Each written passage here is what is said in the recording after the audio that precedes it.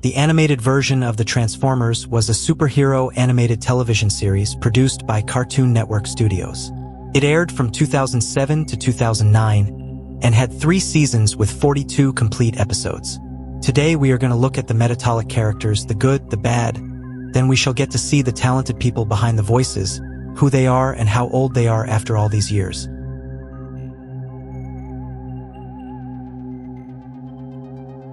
We start with the main protagonist known as Optimus Prime, who was originally a scout in Autobot Academy and was the best friend of Sentinel Prime. He then went on to become the commander of a ragtag and largely inexperienced group of Autobots. He was a natural tactician and a dedicated leader, who was also a dangerous fighter and a master of improvisation. He was the second oldest group member and was voiced by David Kaye, a Canadian voice actor who was also responsible for voicing Professor X in X-Men Evolution. Blitzwing was a villain and one of Megatron's loyal Decepticons. This bot had multiple personality disorder, having 3 faces, each with a distinctive personality of its own. The first face was icy. He was cold-natured and analytical. The second face was hot-headed, impulsive and bad-tempered. And the third face was random. He was sometimes crazy and sometimes passionate, and was very hard to read his moves. Bumblebee, on the other hand, was the youngest and the most energetic of the Autobots.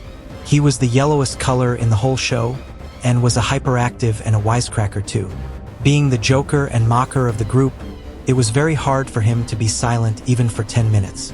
He was also very curious about technology and various human objects. 2 bots voiced by Bumper Robinson, who is an American film and television voice actor, and is also recognized for voicing Falcon in Avengers Assemble. Ratchet was seen initially as a civilian mechanic who was left bitter and cynical after experiencing the Great War. He used 2 electromagnets as weapons which could extend from his forearms. This type of weapons could move metal objects and tear them apart midair, and could even create magnetic shields. He enjoyed grumbling about everything, and always spoke sarcastically about his experiences in the Great War.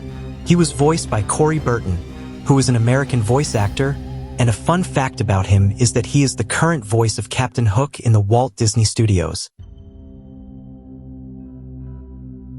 Prow was among the Optimus Prime's Autobot crew. He was mostly a lone ninjabot who never played well with others. Even so, Optimus always advised him on the power of teamwork, and would sometimes send him on missions with the others.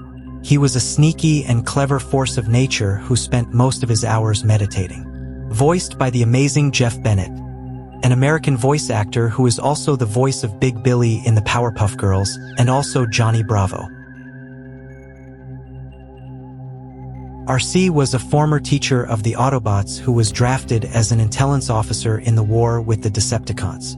She was not seen much, and it was Susan Blue who voiced her, an American voice actress and voice director. Now let's talk a little about a human known as Carly Brooke Spencer, who was a young British woman that was so smart and confident. She was seen to handle even the most life-threatening situations with a calm nature. She was foxy and classy too, and was voiced by the beautiful Tara Strong, who is an American and Canadian actress that is an animation and video game voice acting legend. Bulkhead was a dangerous Autobot who was really good at smashing things. He was kind of like the Hulk in the show, and was also a little dumb for his size. His strength also made him break stuff by accident, and also wrecked most of the things he came into contact with. He mostly acted without thinking, and did not have any set of skills other than his sheer strength. He was voiced by Bill Fagerback, who is also an American voice actor that is famously known for rolling Patrick Star in the SpongeBob SquarePants franchise. Starscream was Megatron's former second-in-command, but we saw that he later betrayed his master by placing a bomb on Megatron's back in order to overthrow his leadership by destroying him. He was just a jealous and hateful guy who was only driven by greed for power, and his greed was what took him down, as we saw that he was later destroyed by Megatron for trying to overthrow him.